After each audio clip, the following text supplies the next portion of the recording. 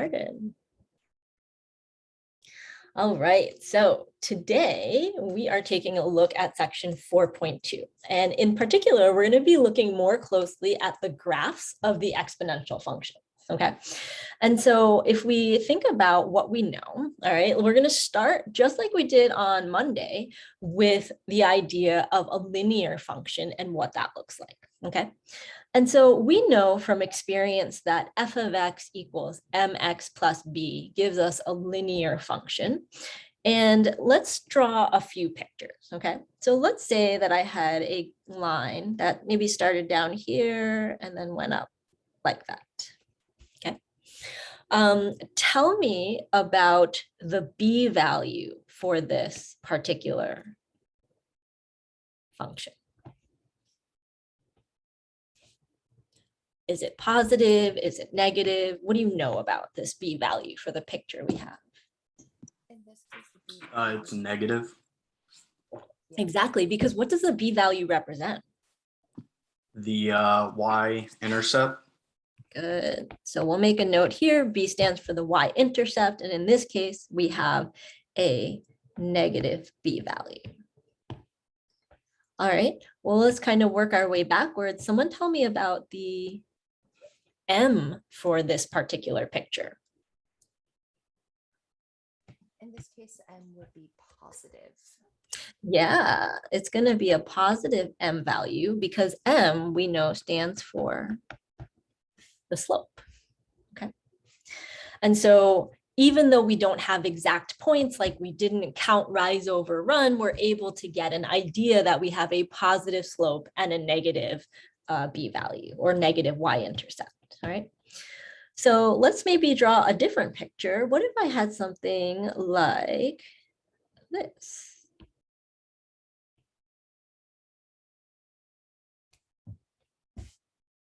All right, tell me about the m and tell me about the b.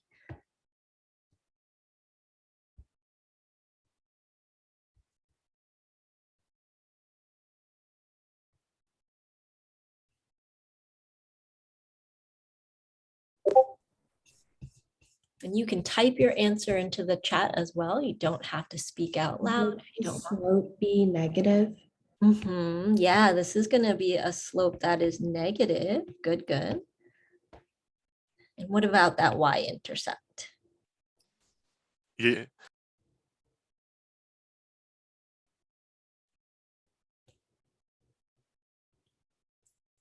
I would say that y-intercept is not going to be negative. Right, because if we look at where it crosses the y-axis, it's crossing up in the positive region. So this line would have a positive y-intercept. Okay. All right. Now I do want to take a look at two cases that I think we always tend to confuse as students. And we're going to be using these quite a bit. And so I want to make sure that this is something that we're aware of, especially when we're writing the equations, okay? So let's say that we had a line that maybe looked like this.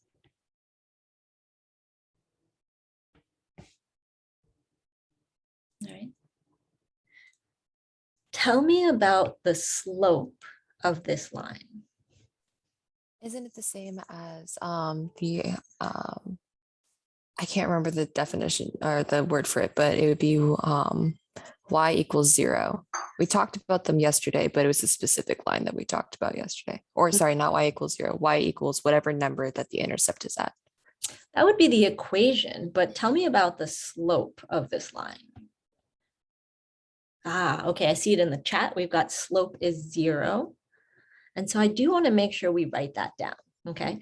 So we're going to write down here that a horizontal line has a slope of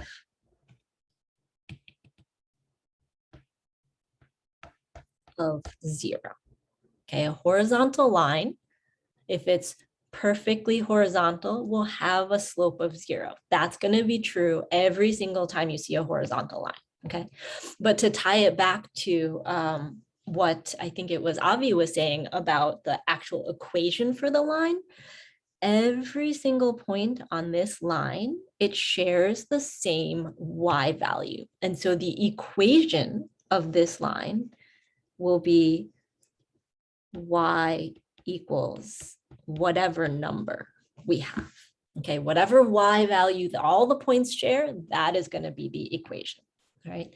Now you'll notice that when I write equations, I write a y equals or an x equals. It's not just like 2x plus 5 or like 2 times 4 to the x.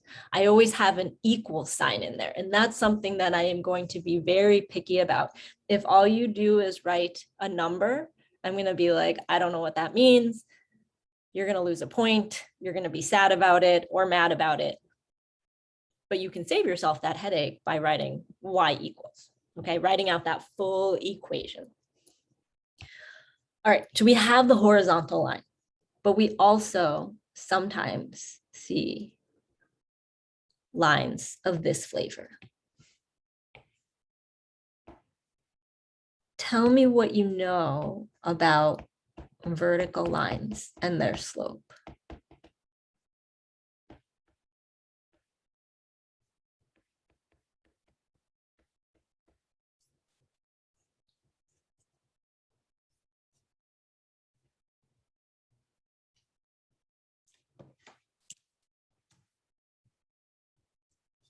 Yeah, the slope here is undefined. Okay, so a horizontal slope has a line of 0, but a vertical line has a slope of undefined. Now, when we see them side by side, it's usually easy for us to remember one or the other, but we're going to see these concepts a lot. All right, so horizontal line has a slope of 0 is important to know. And if someone says, oh, this has a slope that is undefined, I want us to know that means there's like a vertical line. Okay. Now, all of the points on this horizontal line share the same y value. So we wrote the equation as y equals a number. How would we write the full equation for a vertical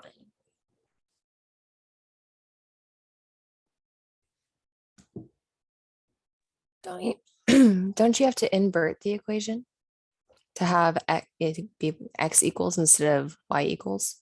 Yeah, it turns out that every single point on this line, all of those share the same x value, right?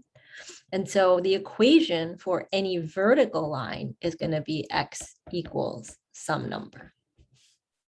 All right. If these are ones that confuse you, I would take a few minutes, maybe every day, just to kind of look over that, write that down, so you know that the horizontal line has a slope of 0 and what the equation is and how the vertical line is different. Okay. Why is there no y in my equation for this vertical line, right? Because don't all equations have to have a y?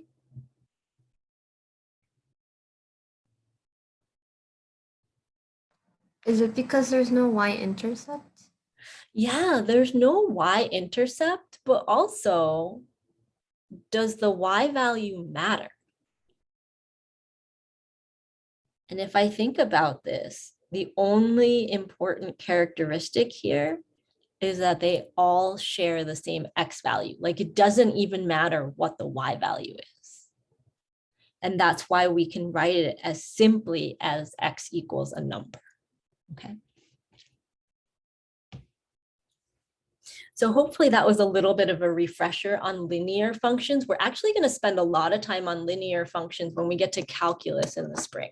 And so it's one of those things where it's like, you never know what's going to come up again and where it's going to come up. And I think that makes things harder, but I want us to know this is going to come up again. Okay. All right, let's go over to what's new-ish and newish, because we kind of talked about this on Monday's class, where we had this equation, f of x equals ab to the x. And so for simplicity here, all right, I'm going to say, consider when a equals 1. All right, so we're going to make this a little bit simpler for ourselves.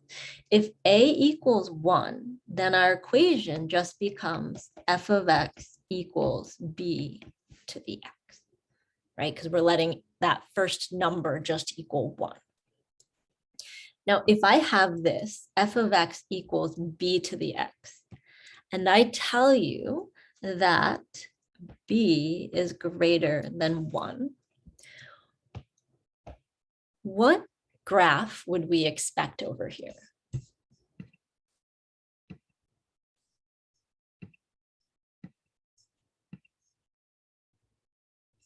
Yeah, we would need an exponential growth function, right? And so we would want to draw something kind of like this, right? And we could make a note here that if b is greater than 1, we do have a growth function, okay? Now, tell me about this coordinate in particular, that y-intercept. What is that coordinate?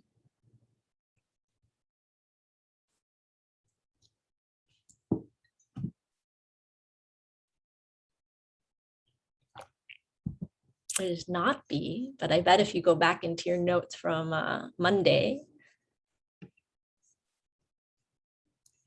and that goes for all of us.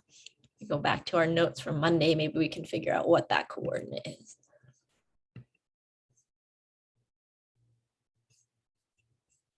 Would it be A? I want a coordinate though, so I'm going to go with, yes, it's A, but let's use what Omar put in, which is 0, A. And we can be even more specific because we gave A a very specific number, right? So let's go ahead and call this point 0, 1. Okay, and the only reason we're saying 0, 1 is because we said A was 1.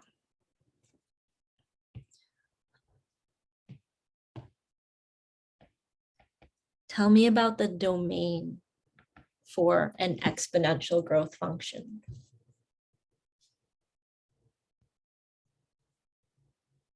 And it's totally fine to go back to your notes from Monday, but that's part of like our moving through the content really quickly. It's important that we really internalize the stuff from the last class, all right? So what do we know about that domain for this exponential growth function? All real numbers. All real numbers. All real numbers. We could also write that in interval notation as parentheses, negative infinity to infinity, parentheses, right? All right, tell me about the range.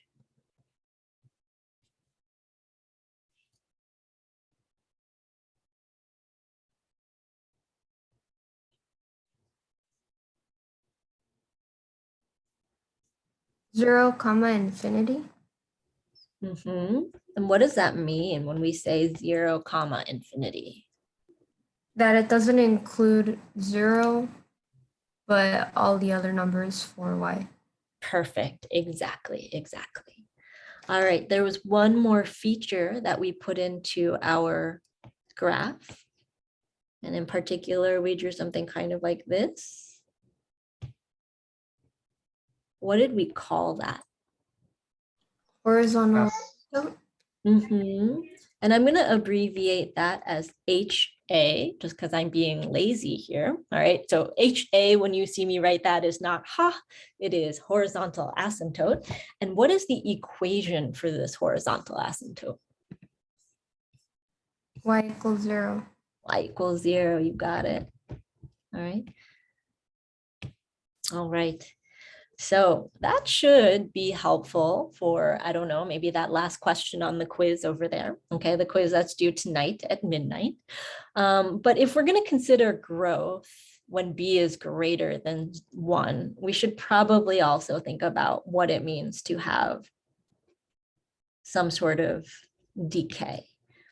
And so if someone said, hey, you've got an exponential decay function, what would we know about the b value?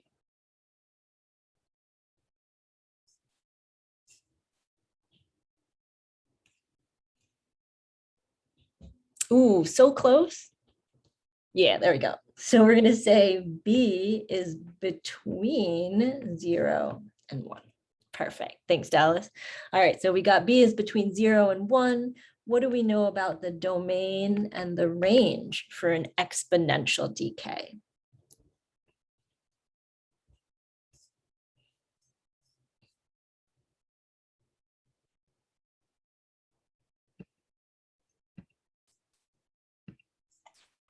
Domain is, yeah, it's it's all real numbers again, and then the range is,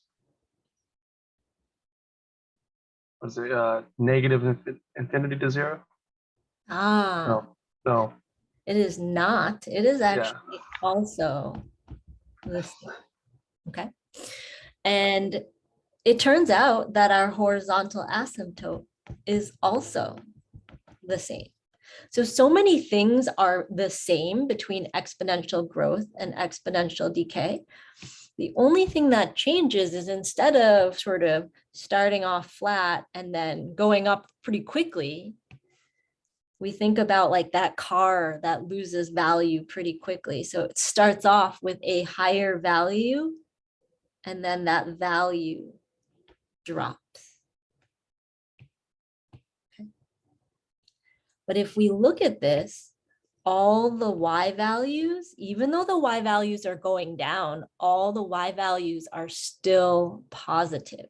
So how do we modify what we wrote here to say that all the Y values are still positive? You'd erase the negative. Yeah, we could change that negative into a positive or just get rid of it. All right, because we want to say that our range is all the positive values of Y. Okay. Now, what do we think about our Y-intercept here? What coordinate can we give that?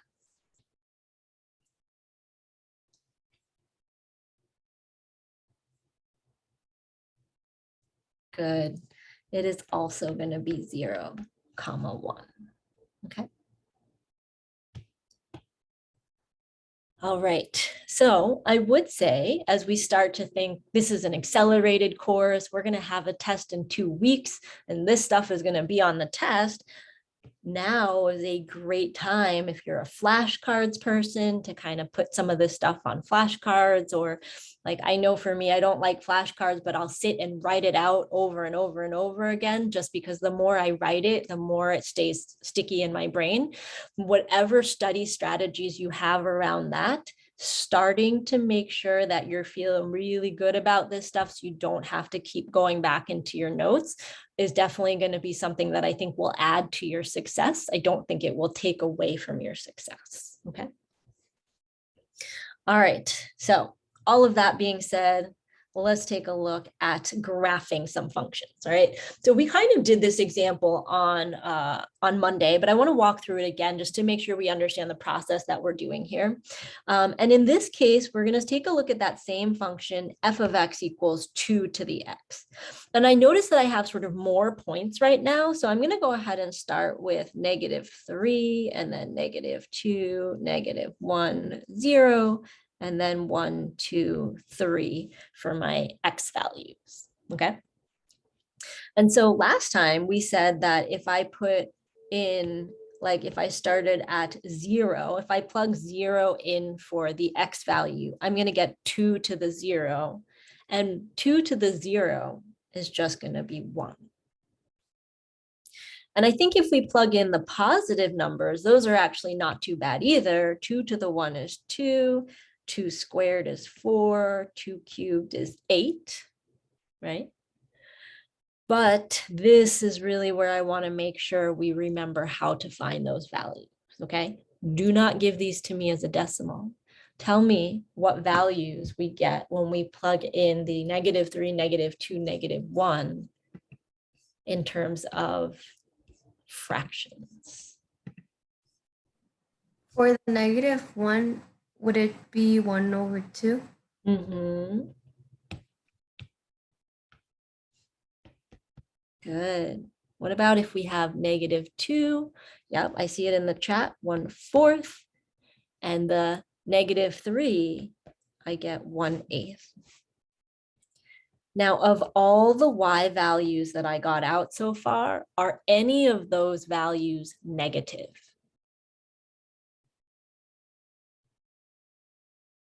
They're all positive. They're all positive. So let's go back for a moment when we said, oh, the domain is like 0 to positive infinity, the range, that means that you can't get a negative value out. Okay. And when we look at this, that does follow the pattern. All of these values are positive numbers. All right. So let's plot these real quick. We've got 0, 1, 1, 2, 2, 4, 3, 8. And then on the other end, we have -1, 1/2, -2, 1/4, and -3, 1/8. And even as I'm drawing them, we can see how close those points are getting to the x-axis, but we don't actually ever get there. Okay. And so if we connect all of these points, oops, with a nice smooth curve that connects all of them, we'll see that this is where we get that exponential shape from. Okay. And so a table is definitely one way we can graph things.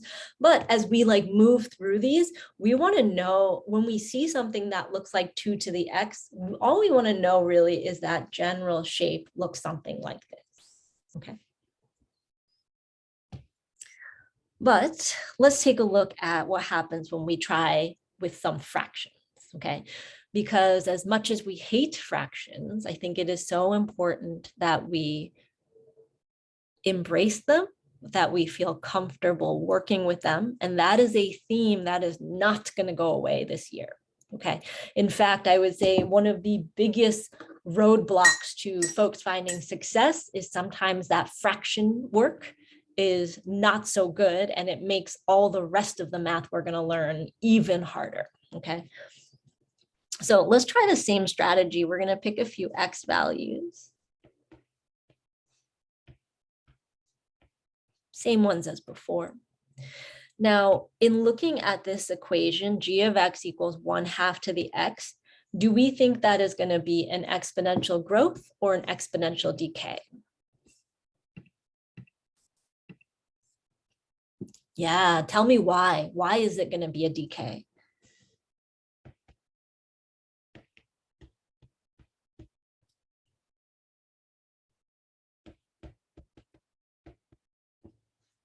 Right, and Because the b is negative. the b is not negative. Or I mean, it's a fraction, sorry. Fraction is not necessarily the indicating factor. Be more specific. Yeah, it's because b is between 0 and 1. There you go. And so Good. A lot of folks will say fraction, and I'll tell you why I'm so picky about that. 100 over 3, that's a fraction. But that fraction is not less than 1, right? So we want to be really thoughtful that should be a fraction, but it specifically should be between 0 and 1. Okay. All right, so we have that this is a decay function. We know that means that our graph should look something like this. Let's plug in some numbers. I want to start with 0. If I have 1/2 to the 0 power, what do I get?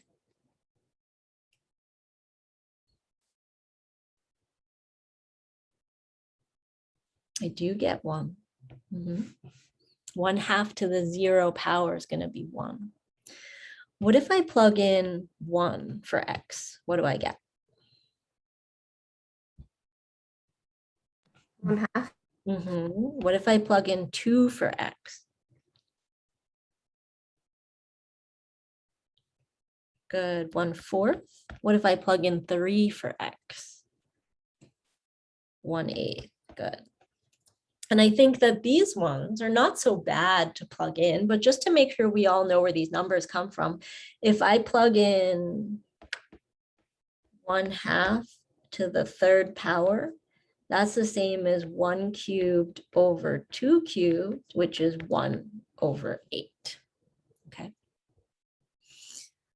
Plugging in the negative values gets a little bit trickier. Okay. So let's go ahead and start by plugging in -1, and we'll write this one out just to make sure we understand what's happening here. If I have 1/2 and I raise it to the -1 power, where do I get started in simplifying this? Since it's a -1 power, it means that it flips whatever number is there. For example, if you were to have 2 to the power of -1, it turns into 1/2, because you would, if you have it as a fraction 2/1, then the negative inverts the fraction. So 1/2 would become +2. Okay. So if we think about what the negative exponent does, right? I think you summarized it really well, that we take whatever we have, whatever numbers we have, and we move them to the opposite side of the fraction line. So for example, this 1 is currently in the numerator, but 1 to the -1 will give me a 1 on the bottom. Okay, so let me write that out a little bit more carefully. If I have my 1 to the -1 and my 2 to the -1, all right, this 1 to the -1 means there's going to be a 1 in the denominator. But this 2 to the -1, it's already in the denominator. Where does it go?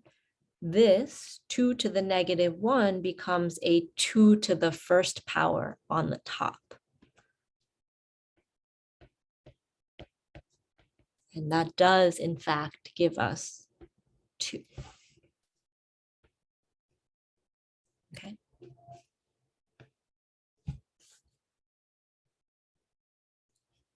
Let's try the same thing with what happens if we plug in -2.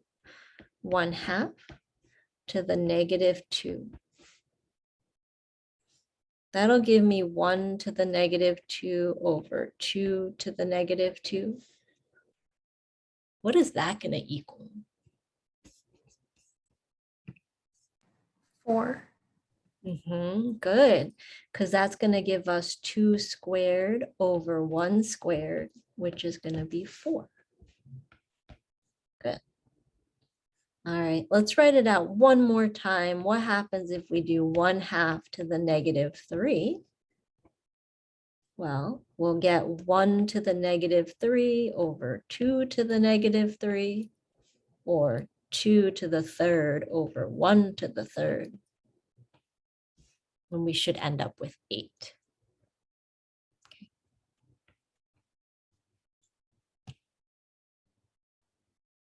This kind of computation is important for you to know how to do.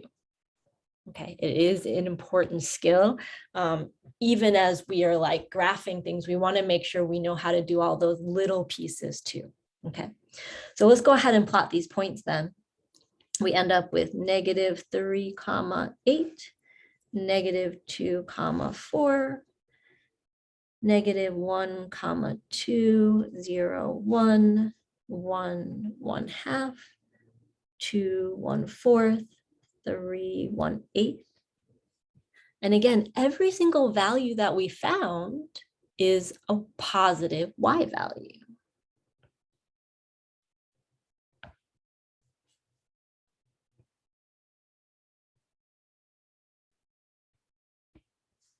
Right? And so we do end up with a graph that looks like what we expected it to, right? It's a exponential decay.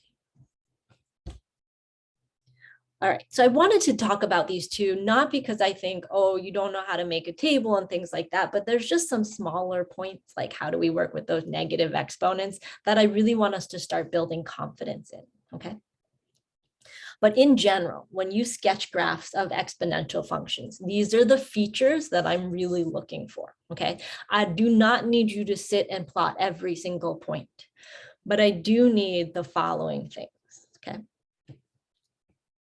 I'm going to put this, I'm actually going to cross out y-intercept, and I'm going to write center point, okay?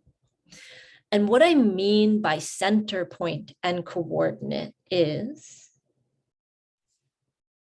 this point right here. Okay, so if I were to make this graph more accurate, I would want to include that this has a 0, 1.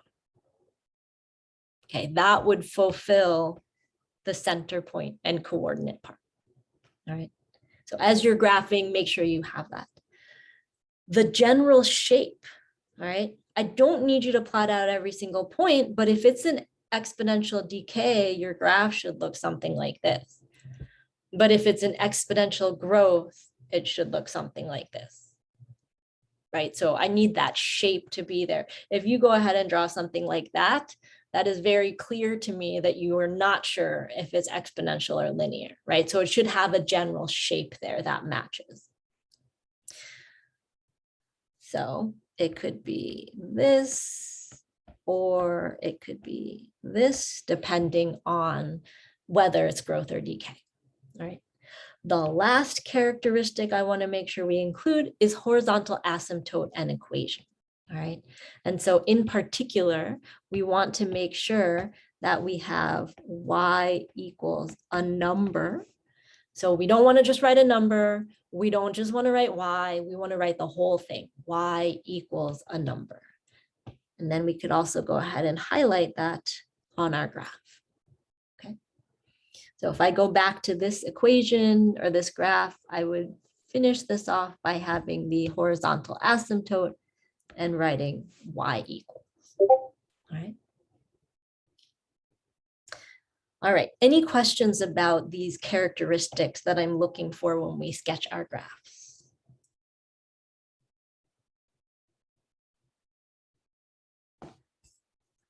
All right.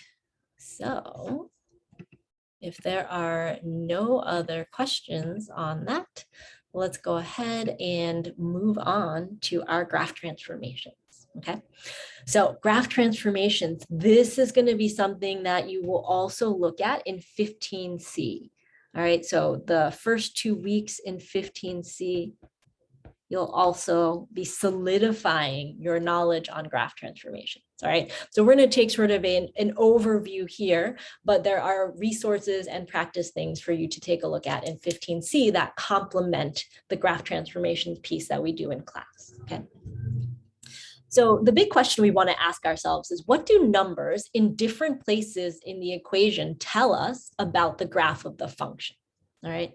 And so what we're going to do is we're going to write out an equation. I'm going to give you some places where you might see some numbers, and then we're going to talk about what those mean. Okay.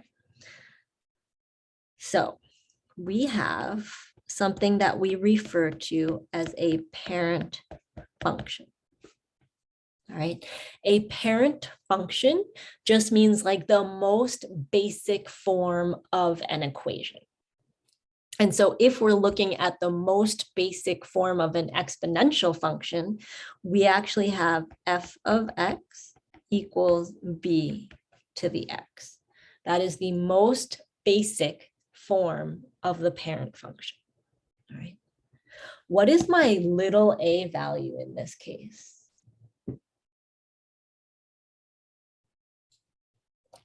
Yeah, that little a value is 1, right? Okay, so let's see what happens if we put some numbers in different places. In other words, all the different graph transformations. Okay. Well, our equation might now look something like this.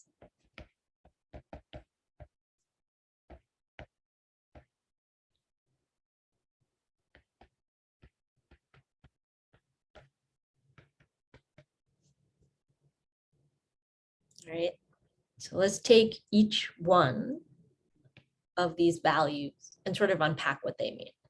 There's a capital A in the front.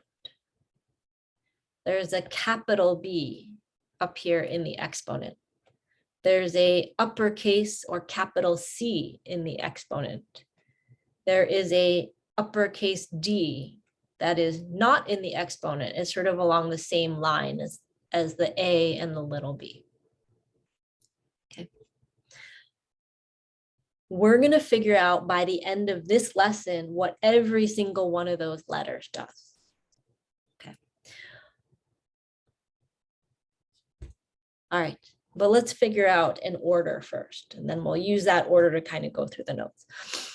If I plug in a number for X, I give you a number for X, and I tell you, I want you to find the Y value that goes with it. Do you do A, B, C, or D first? Which one of those would you do first when trying to plug in an X value?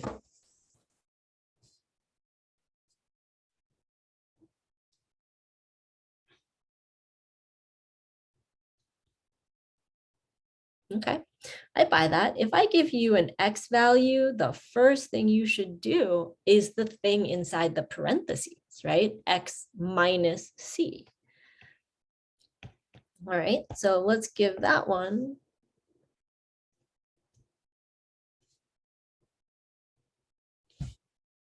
Let's call that one pink. Okay. So the first thing we would do is C.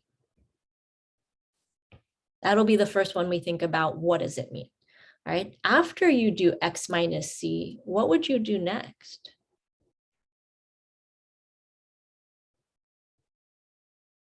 Yeah, we would multiply by that B, right? So I'm really asking you about order of operations here, like what we would do first, what we would do second. So we've got first is in the parentheses, then the multiplication, because all of this is in the exponent. All right, so we've got B to some number. What do we do next? Do we do A or do we do D? Good, we're gonna do A next.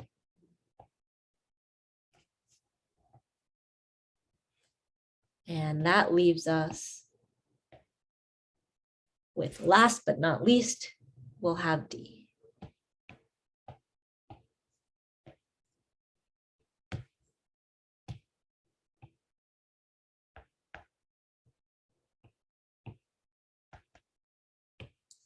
All right, so this phrase right here, CBAD, could be an acronym for you to think about the order in which we're gonna look at these graph transformations.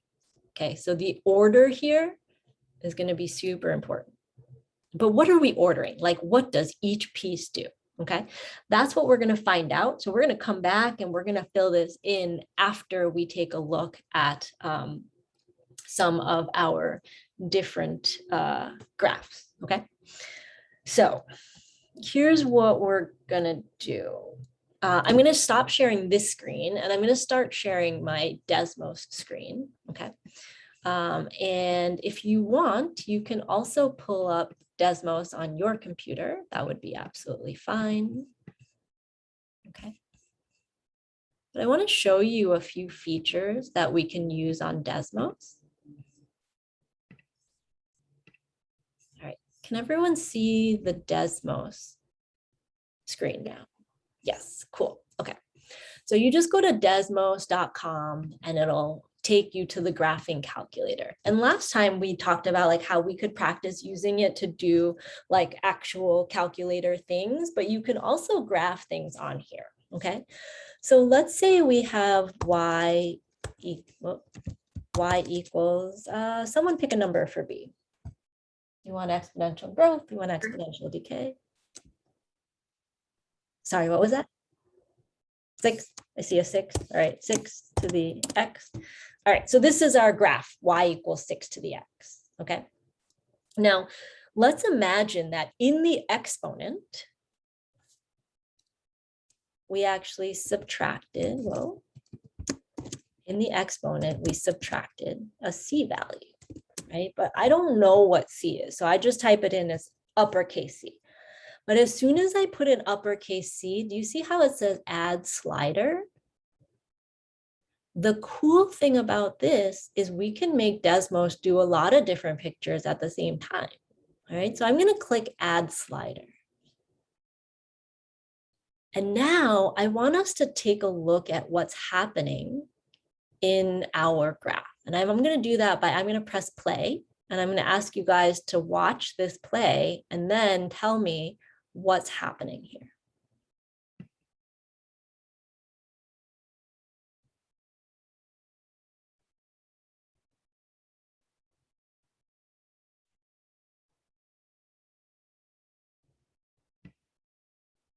Okay. That would be exactly correct. When we have x minus c, like so some c is some number, depending on the number, it's either going to make the function go to the left, like this one did, or it makes it go to the right. All right. Does it move our function up and down?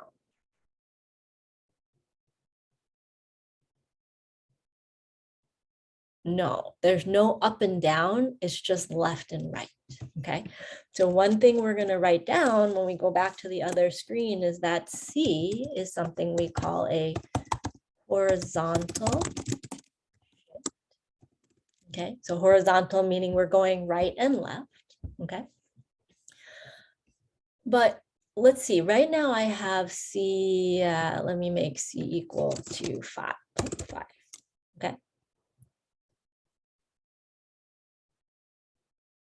That, how far do you think that moved the graph?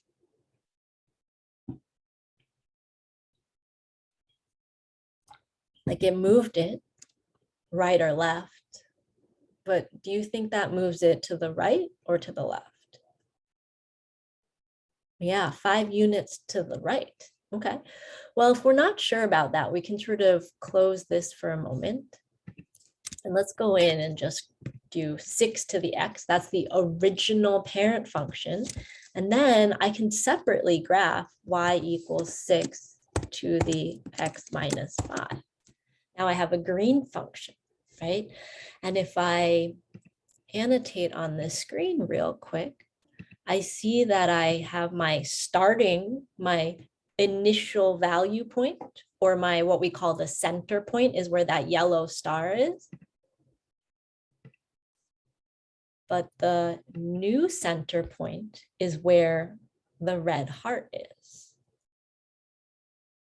Right? And so we can see when we put them on the same screen that the red graph, when I do x minus 5, that minus 5 moves the graph to the right. What do you think if I type in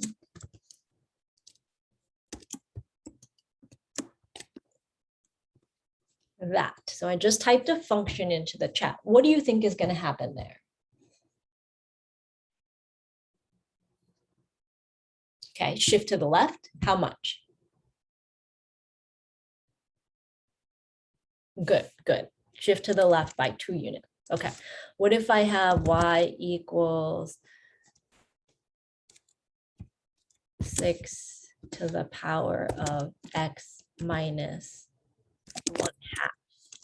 What do we think is going to happen then?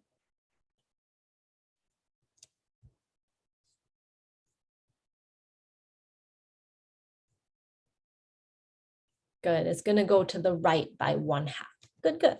Okay.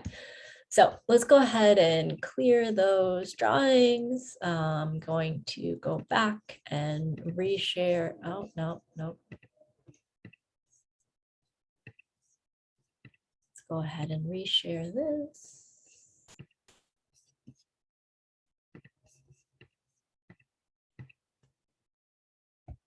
And we're going to go back into that table and write a few notes for ourselves. Okay. So for C is what we just played around with, right? What happens when we add or subtract a number there? What we can write for ourselves might be something like this. So x minus c means that we're going to move to the right c units. So if I look and I have x minus 1/2, we would say we're going to the right by 1/2. What about if I have x plus c? What would I write there?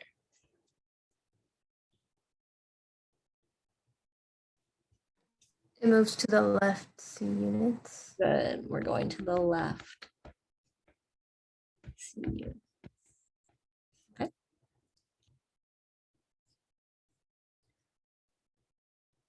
Now I want to write a little bit more in this first part here where it says horizontal translation or shift.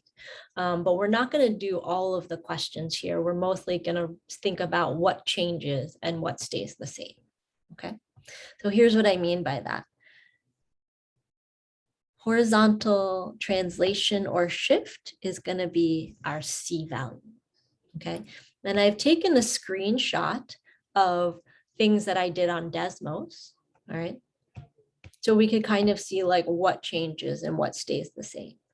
So here is my center point, right? This one for the red one is 0, 1.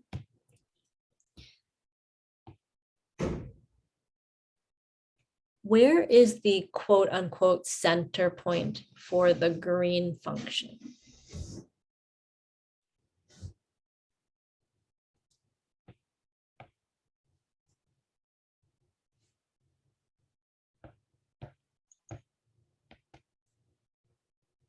Yeah, that's a really good guess. I know it's kind of hard to see here, but right here, oops, let's do it in the same color.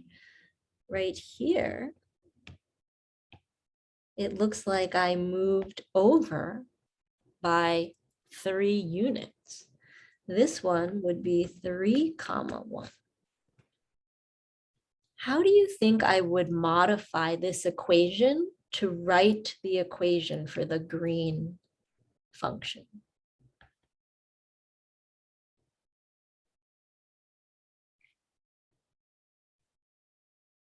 Good. Y equals b to the power of x minus 3. That is exactly right. I know sometimes when someone says write a function, write an equation, we get kind of nervous, right? But we're just applying, like, what do we see, right? That's all we're doing. All right, let's think about the purple function, the purple one. Where is the center point for the purple one?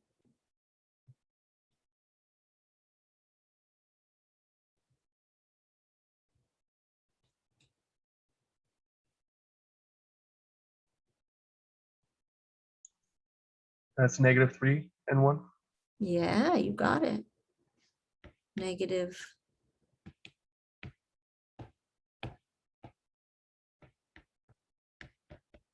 And so if we were to write the equation of the purple one from the red equation, what would we write for that one?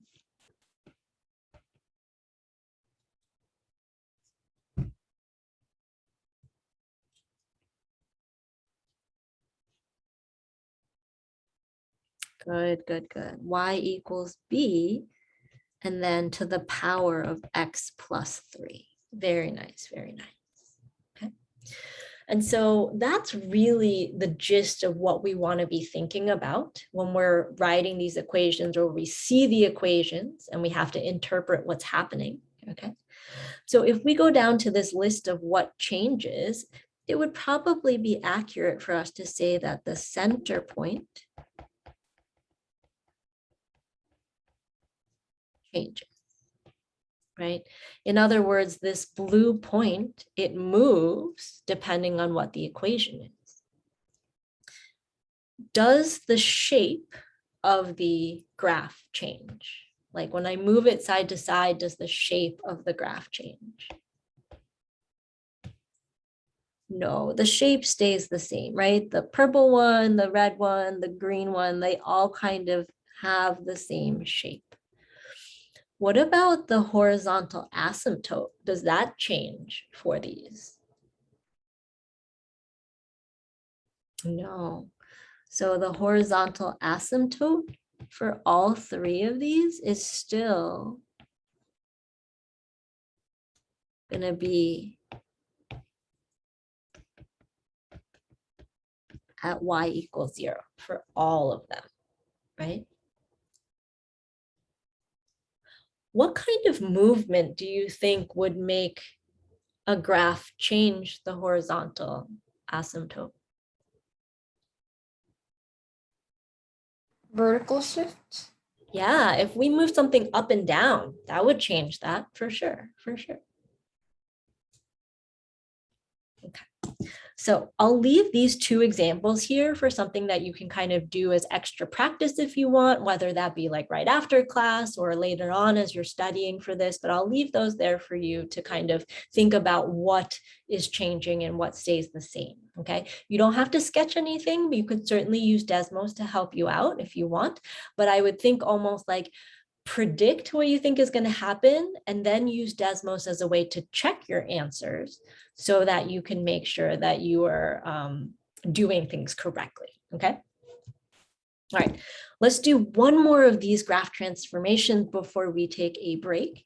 And we're actually going to, because of what we just sort of hinted at, that idea of like changing the horizontal asymptote, we're actually going to take a look at one of the other ones. So I'm going to stop sharing this screen and I'm going to share my other screen.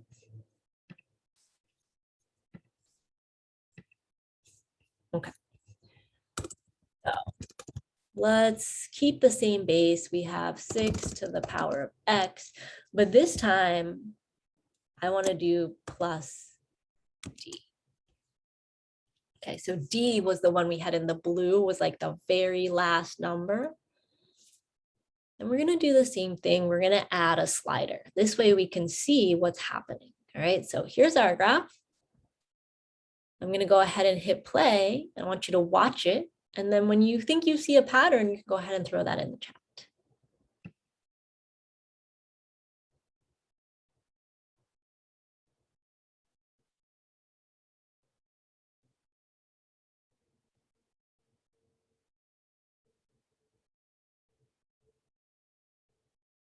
Nice. All right, a vertical shift. All right, let's be more specific now. If we have a plus 5 at the end, all right, so let's say we have d is 5. Is that shift up or down? Okay, and what do we think is going to happen if we have 6 to the x minus 5?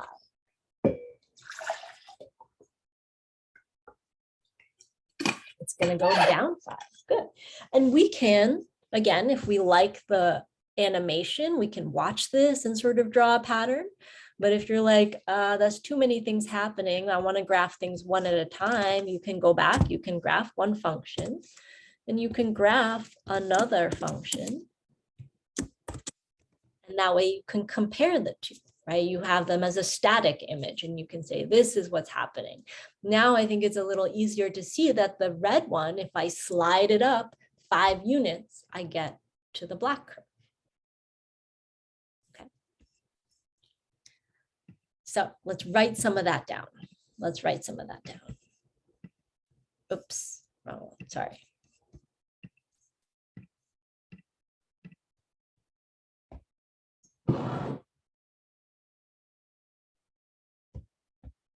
All right, so this one, my friends, is going to be letter D, right? And so if we write down what might be important here, we could say that plus D means we move up D units. And then we could say minus D means we move down D. Okay. So we've got the pink one which moves things side to side, and then the blue one, which moves things up and down. All right, and let's real quick take a look at the notes for this section, and just like jot down what changes and what stays the same, and then we'll take a break. So I'm going to scroll down until I get to number 4. Vertical translation is another way for saying vertical shift. Okay. And you'll notice that there's no pictures here, but if we were to draw a few pictures, okay, if we were to draw a few pictures, we could say, whoops, you know, here's some function. Do we want this one to be growth or decay?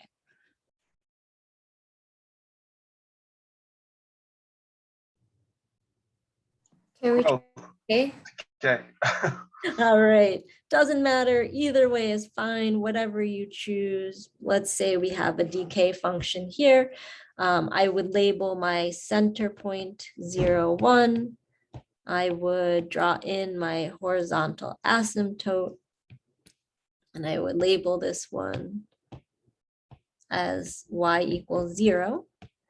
Now, if I wanted to say, oh, I have a graph that is now shifted up by, let's say, 5 units, where is my new horizontal asymptote?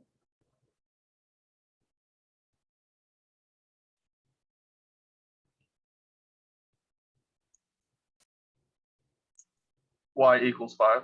Yeah, y equals 5, right? So this would be our new horizontal asymptote.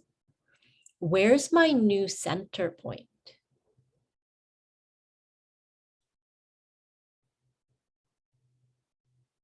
5, 1. Ooh, 5, 1 would Or be 0, 5. 0, 5 would be right here, like right on the asymptote. I think we're gonna go with what Ian says, 0, 6, because I take this red point, I literally move it up 5 units. And so if I count, I get like, here's my first point. I count 1, 2, 3, 4, 5. This is where my new quote unquote center point is. Okay. And then I can just sketch the shape. My shape might look something like this.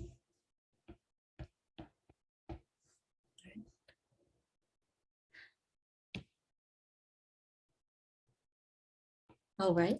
What happens if I say, let's move this function down like the red function, so the original one. Let's say I move that function down 10 units. Where's the new horizontal asymptote? Y equals -10. Y equals -10, yeah. So this would be my new horizontal asymptote.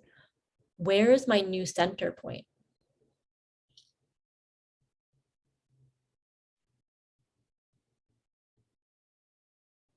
Would it be 0, -9? Yes, nice, nice. All right. The shape of this, as if the red one was a decay, then we'll make the purple one a decay as well. Okay. And so we can kind of see here, we have the same general shape, but the center point that moves, and then the horizontal asymptote also moves. And if we were to write an equation for the purple one, we could write y equals b to the x minus 10, right? We don't want to put that 10 in the exponent. We want to put it on the same line as the b. And for the one in the yellow, we would write y equals b to the x. And then on the same line as the b, we're going to put the 5.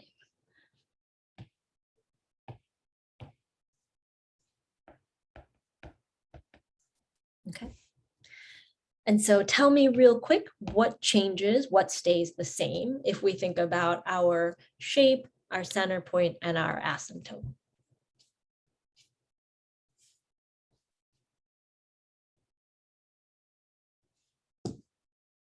Something that changes is where the asymptote and the center point are placed. If the horizontal asymptote moves up or down, so does the center point. Mhm. That's a great observation. So not only do those two features change, they actually change in the same direction. That's kind of cool.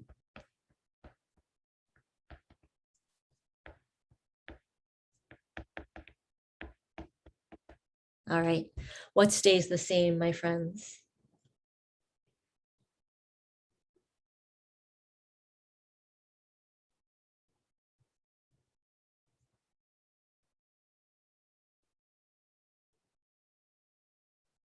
Yeah, great. Thanks, Omar. That shape, the general shape, right? If we chose decay, they're all going to be decay. But if we had chosen growth, they would all still be growth. Okay. All right, so this is a good time for us to take a break. So I'm going to go ahead and pause the video. All right, so B, just to refresh our memories, was the orange one. It was sort of the number in the exponent, right? And so if we were going to type that into Desmos, you could have typed something like little b and then uppercase B to the x power, something like that, okay? What are some thoughts on what you saw in terms of what that uppercase or capital B does? Depending if the B was positive or negative, it's changed from growth to decay. So positive B was growth and negative B was a decay graph. Great. So let's actually skip down. That's on the very last page of today's notes. I think that's a great observation and hopefully one that all of the groups were able to make. But if we have a B value, right, if we have just a regular graph, whatever it might look like, and let's say that it is a growth function, and maybe we could call this f of x equals b to the x. And if we went ahead and made that b value negative,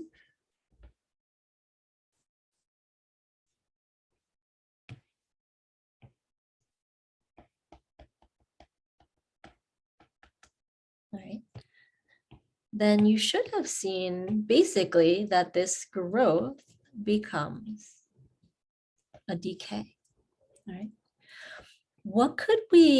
How else could we describe what happened between the two graphs here?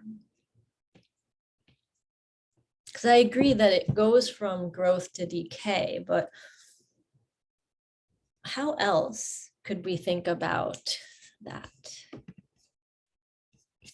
Yeah, all right. So in the chat, I see that someone has put a reflection, okay? And so if we imagine this is our y-axis here, and we think about this blue graph, and if we reflect that over the y-axis, we will end up with this red graph over here, okay? And so one thing that we definitely want to add to our notes here, what if B is negative? We want to say that it is a reflection over the y-axis. Okay, it's a reflection over the y-axis. All right. What other things did people find out about B? Right, so if B is positive or negative, I think that's something that we saw, that is a reflection over the y-axis. But what about just if B changes? Maybe B gets more positive, or B is a fraction. What happens?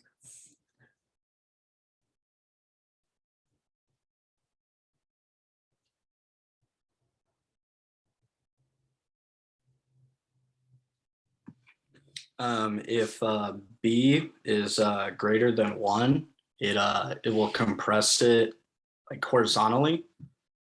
And then if it's a fraction, it'll stretch it, or yeah, it'll stretch it horizontally. Let's take a look and see. I think I included some pictures in there, but you're saying that this is a horizontal situation. So let's go down. Let's see. We have horizontal translation, which we said was C. And then we have a horizontal stretch or compression. Okay. And so this is, in fact, that letter B. And the letter B does change whether a graph is horizontally stretched or horizontally compressed. And so the stretch means that you would be taking your graph and almost like if you could grab both sides of that graph and then pulling it out, that would be a horizontal stretch. Whereas a horizontal compression would be you're grabbing like the two sides of the function and you're squeezing them in together. Okay, so the compression, maybe our arrows go inwards like that.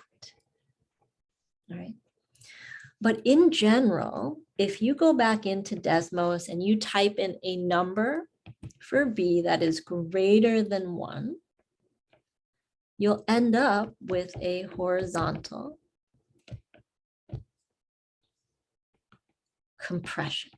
And that's kind of weird for us to think about, that a number bigger than 1 would make something get closer and closer together. Okay, but it does. On the other end, if B is between 0 and 1, right? So we can think, oh, it's a fraction, but we want to be specific. That fraction is specifically between 0 and 1. We're going to end up with a horizontal compression. Okay. So in other words, if this red graph is y equals b to the x, then the green graph, what could be one number that I could put in for uppercase B? Actually, let's back up for a moment. Is this green one a horizontal stretch or compression from the red one? Compression. It's a compression, right? We sort of squeezed it in. And if it's a compression, then our B value should be bigger than 1, or our capital B value. So I could pick any number. Maybe I pick 2x.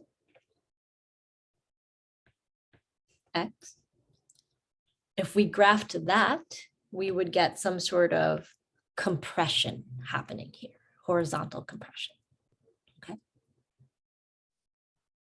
Well, if the green one is the horizontal compression, oh, I wrote it twice.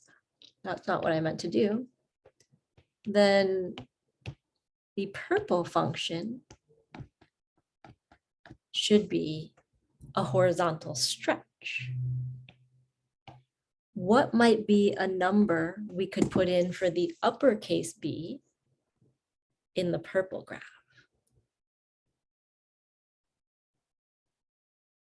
Yeah, we could choose 1/2. That would be a nice number to choose. I could do 1/2. What would be another value I could put in there?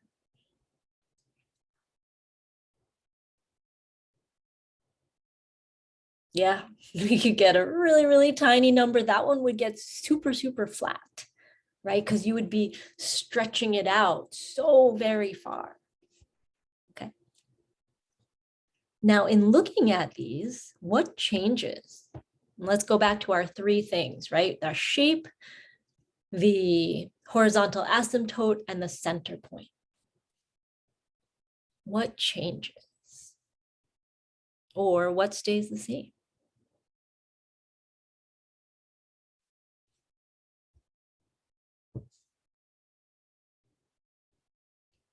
Are you writing shape for what changes or what stays the same? The shape changes. Yeah, the shape changes. And we might say mostly because the steepness changes. Right? But if we look at this, all three of them, they go through the same center point. That didn't change. And our horizontal asymptote is still the same. So our horizontal asymptote and our center point will stay the same.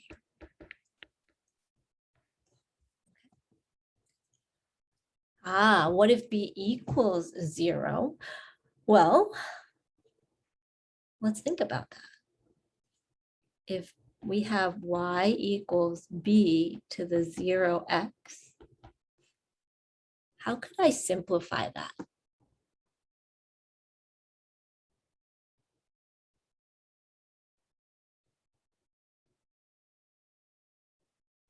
Right? What's 0 times x? We're just looking at simplifying the exponent. 0 times x.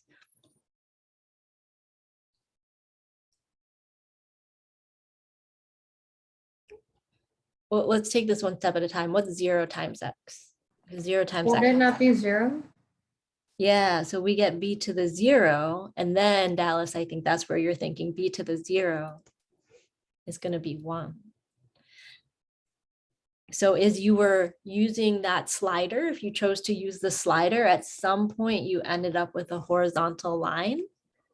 And that's because when that capital B equals 0, you end up just with a horizontal line, but that's not exponential. So that's why we don't include 0 in our capital B value. Okay, so that's a great question, Omar. We don't consider the 0 one because that's not even an exponential function. Okay.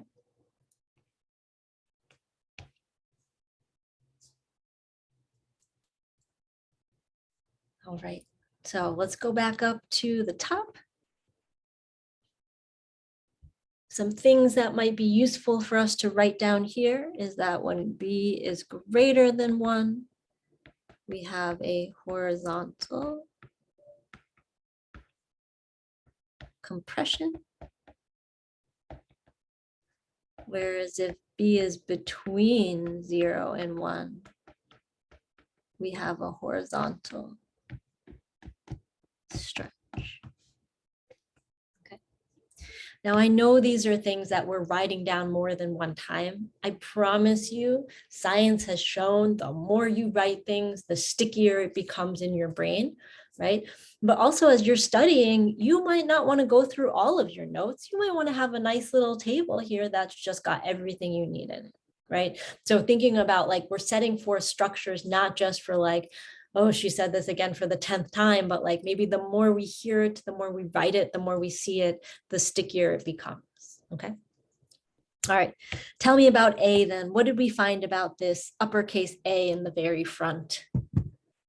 What observations did we have about that?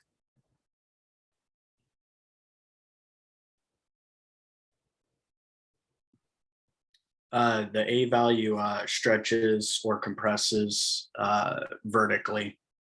It does, it does. So let's visit that one first. All right, so we'll go down to number 3, the vertical stretch or compression. And so we do have that refers to uppercase A, so that number in the very, very front. And a vertical stretch, if we think about it, is just taking sort of the top and bottom of the function and sort of pulling those points up and down. Whereas a vertical compression is sort of squeezing everything in together vertically. Okay. So if our red function here is our parent function, y equals b to the x, which one of these, the purple or the green, is the vertical stretch?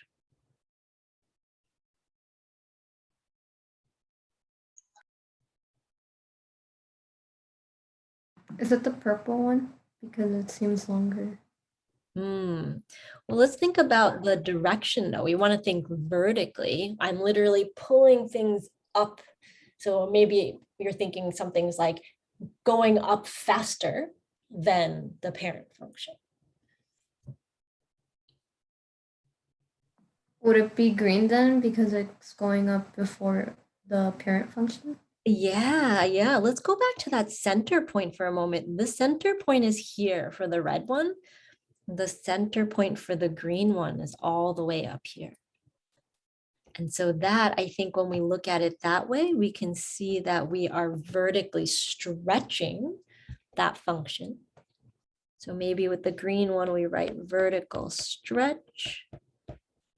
And did anyone find out whether that's like if A is bigger than 1 or if A is between 0 and 1? So if A is greater than 1. Okay, good. So when A greater than 1 will give a vertical shift. And so what could be one number that I put in to the equation here to say I have a vertical stretch? 47. Okay, so y equals 47 b to the x. That would certainly be a vertical stretch, okay? Because this first number in the A spot is bigger than 1. All right, if we look at that center point again, then we might notice that the center point for the purple one is further down. In fact, maybe we are compressing that function down. What number could we put into the equation to say, hey, we have a vertical compression here?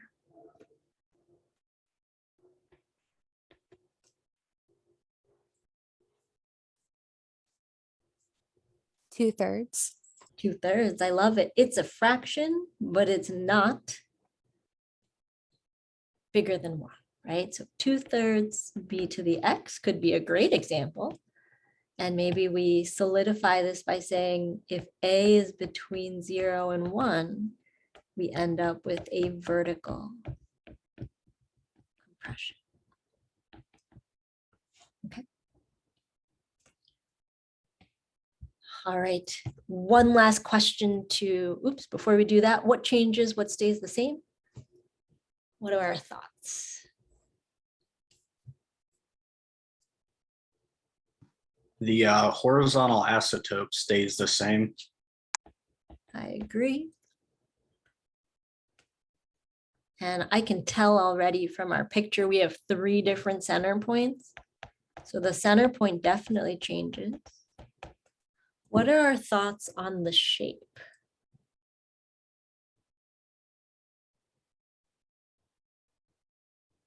Yeah, that shape does change. It's a little harder to see on these 3, but if you go back into Desmos and you do the slider and you make that vertical stretch really, really big numbers, I think you'll see that the steepness of that curve changes. Okay. All right, now actually one last question with this section.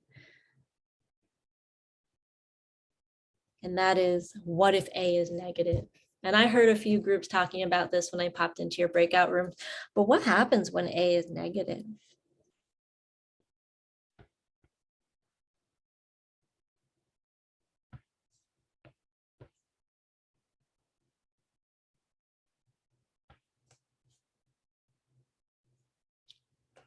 Okay, so let's say we start off with an exponential growth and we say this is f of x equals b to the x. Good. I agree with you, Andrew, that range changes from positive to negative. And if we think about what that means, right? Before we said, we used this word, it was a reflection, but it was a reflection over the y-axis. But this time, we're going to say it is a reflection over the x-axis. And because we have that reflection, that changes the range, okay? And so we'll draw that second picture in here.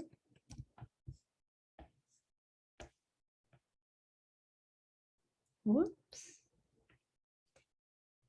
I swear when I'm drawing these lines like on my screen, it looks straight. And then when I look up at like the actual picture, I'm like, that's definitely not straight. But when we reflect it, you should have found that it sort of started to go like this way, right? And this would be if you had f of x equals negative b to the x. Right? So that negative sign in the front is a reflection over that x-axis. And in the quiz number 2, you'll see that there's questions. I think there's 2 questions in the beginning where I ask you like, hey, here's a bunch of transformations. I want you to tell me which one happens first, which one happens next, which one happens after that, and what does the picture do for every single one? Okay, and so it'll be important for you to spend a little bit of time thinking about how every number in a specific spot changes the graph that we have there. Okay. And so we are going to go ahead and stop this video right here.